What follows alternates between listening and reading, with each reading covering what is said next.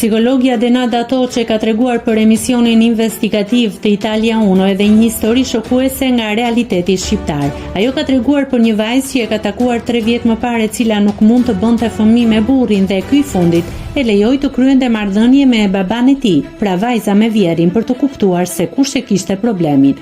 Është një zgjedhje për familjen e burrave që vendosin për familjen. 3 vjet më parë takova një vajzë që ishte 20 vjeç dhe ajo ishte e martuar me një burr që nuk mund të bënte fëmijë, për të kuptuar nëse ai ishte problemi. Nuk shkonin dot tek një mjek, por vendosën që me babain e burrit, pra vjeri, të bënte seks me të me vajzën, tregon Denada Toçe.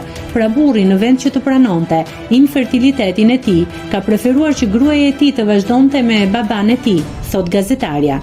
Kjo është një gjë që ndodh në një shoqëri primitive, nuk është vetëm një gjë e izoluar në këto vende. Gruaja nuk mund të ketë të njëjtat të drejta si burri, thot Denada më tej. Nëse klikoni mbi butonin subscribe, do t'ju shfaqen të gjitha publikimet tona. Ju ftoj t'i bëni subscribe kanalit, të pëlqeni videot dhe të lini komentin tuaj.